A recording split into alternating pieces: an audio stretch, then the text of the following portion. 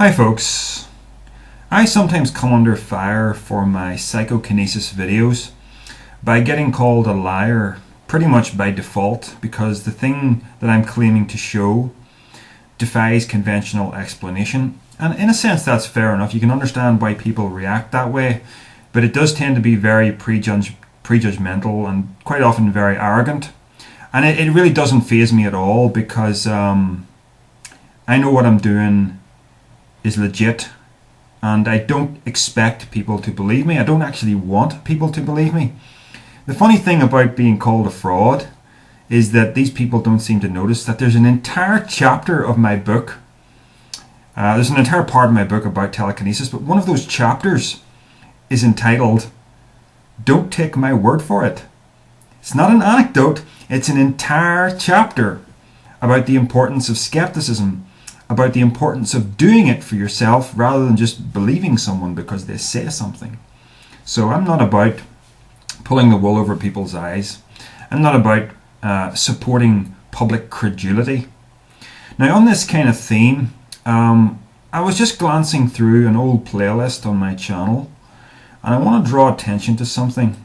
It's a playlist called Telekinesis Frauds, Named and Shamed. And way back a few years ago, I started adding videos to this playlist every time I came across a telekinesis or psychokinesis video that had a very obvious tell in it, that you could tell that the guy was lying. Now, here's what I want to draw attention to. The fact that so many of these videos have massive views and massive thumbs up in relation to thumbs down. Let's go through these. There's only a handful of them. I didn't really keep up with adding things to this. The first one is by Godspeed09 and it's called Telekinesis Dice Water Levitation. Let's take a quick look at the view count. We have got 98,000 views and it's got 217 thumbs up to only 51 thumbs down, and it's a very obvious fraud where he's using magician's thread. Now on to the next one.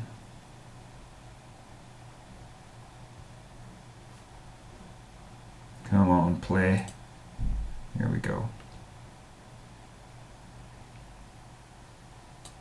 Okay, this one is called Psychokinesis Demo 1 by Kinetic Psycho, and it's another example of magician's thread.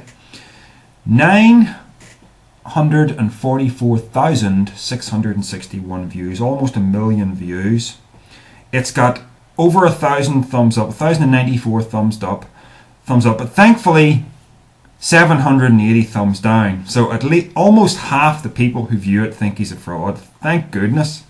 But still, that's like 50% of the population being credulous. Let's move on to the next one.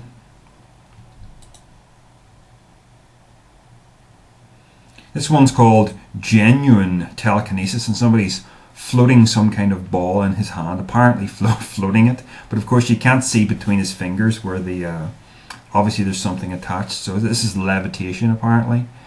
Thankfully 242 thumbs up, but 1,022 thumbs down, and almost a million views once again. So thankfully people are seeing through this one.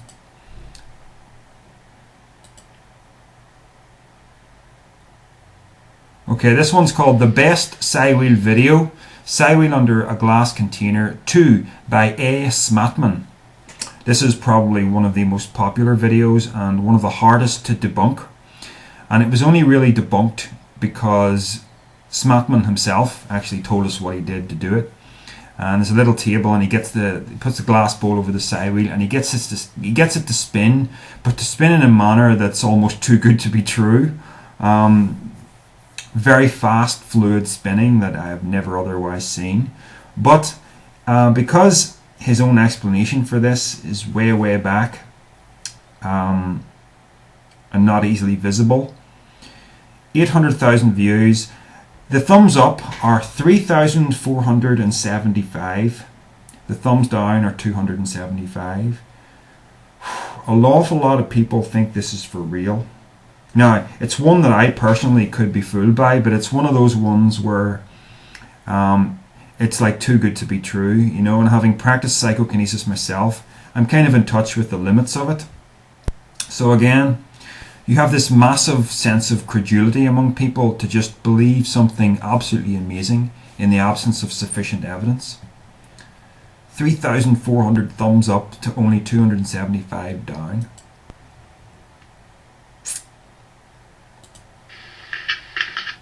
Next one. How to do telekinesis tutorial part 1 by the Nick Shift. Complete fraud once again. Very easy to see that he's just using magician's thread for this sort of thing. He's trying to make a pair of glasses move, and a number of his other videos show him using split screen video to do special effects, and this appears to be what he's done here.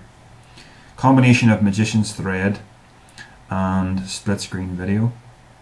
Almost 1 million views, 2,438 thumbs up to only 880 down. The Nick Shift, one of the biggest frauds, easy to see if you just open your eyes and use a little rational skepticism. Hey guys. The next one is called Real Telekinesis. Oh, we've got an advert to wade through. Video is a rich and engaging way to connect with your audience. Tell your story and grow. Yeah, this guy's trying to move something on a glass table, but again, it's being pulled. Over 1 million views, 1,100,000 views, about 2,000 thumbs up and about 2,000 thumbs down. So again, opinion is 50-50 divided on whether it's true. Folks, why do you just believe? Why do you just believe when you see something like this? Why do you not say to yourselves, this could be a load of nonsense? You know, unless you've done it for yourself, why do you just believe? And I'm saying that to people who are watching my videos. Why do you just believe me? You shouldn't really, unless you've got sufficient evidence to believe me, having achieved it for yourself. Okay, let's see if we've got another one coming. Kinesis at its finest. Okay, this one's called Real Psychokinesis, PK of Glass Globe.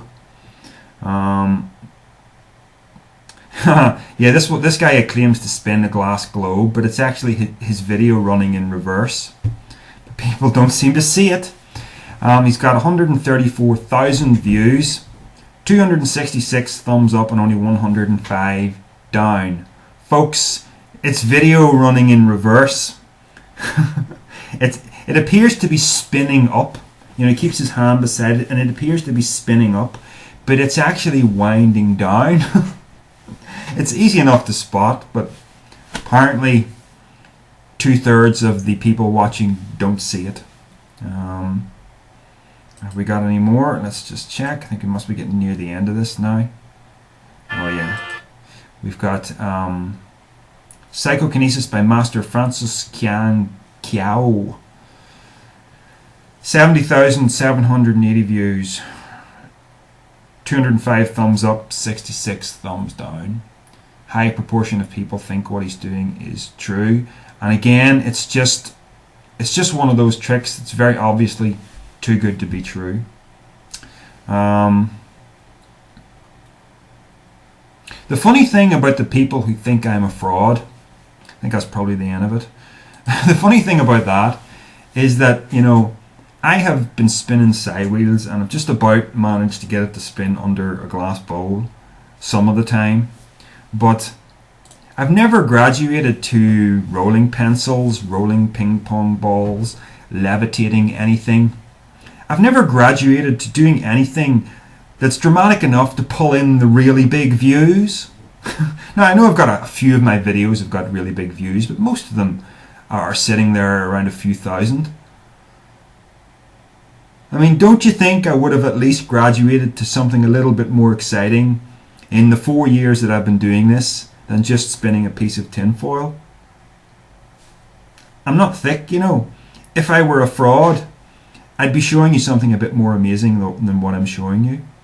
So, the purpose of this video is just a lament for the credulity of people. And if that applies to you, do something about it. Be rational, be skeptical, There are strange things in the world. It's not quite as simple as deterministic physics accounting for absolutely everything. What we see with the world around us is life through a pinhole. We have a very small perceptual window on the universe, on reality, and there's a great deal going on that we know nothing about.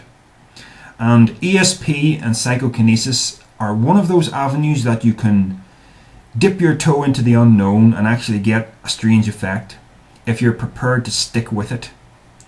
It's one of those things that's hard to explain. It's hard to get anything to work, but it can be done. And I encourage people to do it, because once you get that taste of the unknown, once you experience the fact that reality is stranger than what contemporary science admits, then your life honestly isn't the same again. I mean, it's one thing to know this philosophically, and that is very valuable, but quite another to have an experience of it and just to feel that laughter bubbling up within you, that you've just discovered something incredible that hardly anyone knows about. It's open to you, but you've got to put in the work.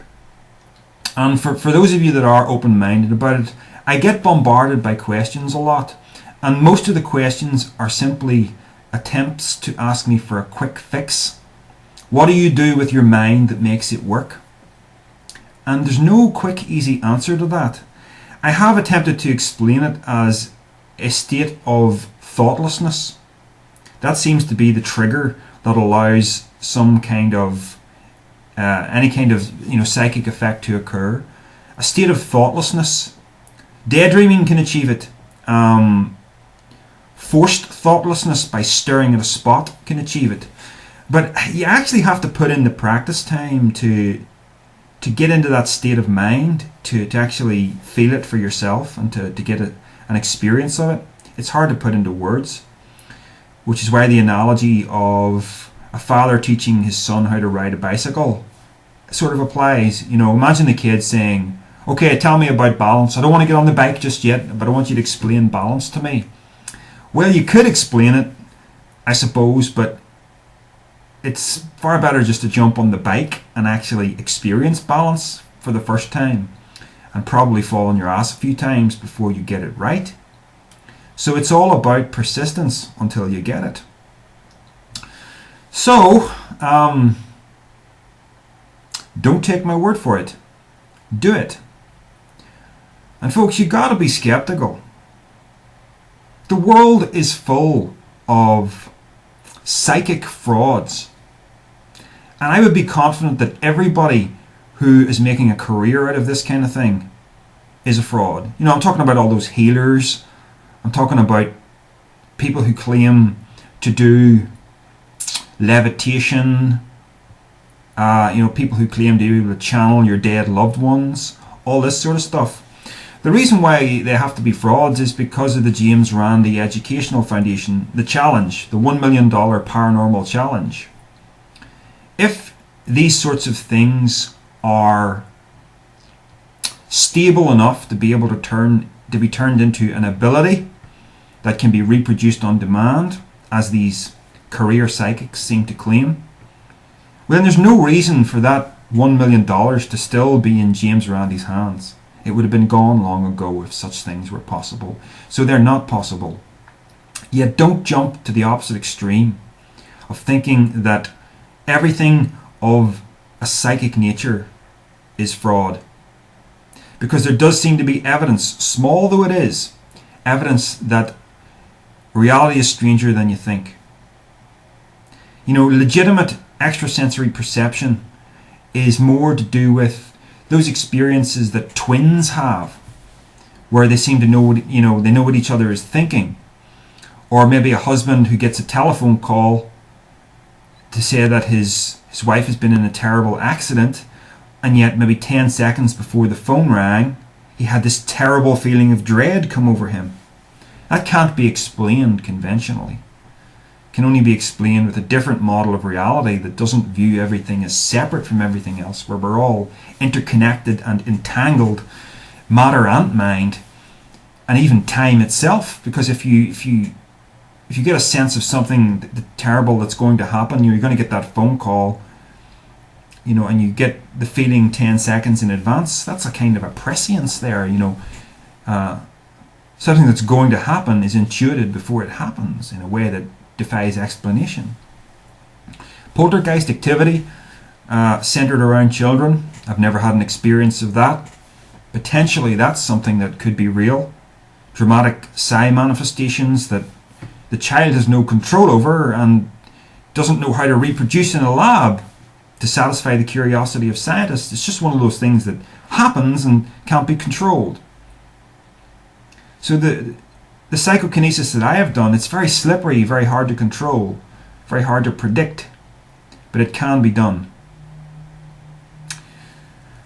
So, as usual, I'm rabbiting on here when I really just intended to make a short video. Don't be credulous, folks. Put your skeptical hat on, but don't let your skeptical hat preclude you from experiencing wonder, because the universe is full of wonder.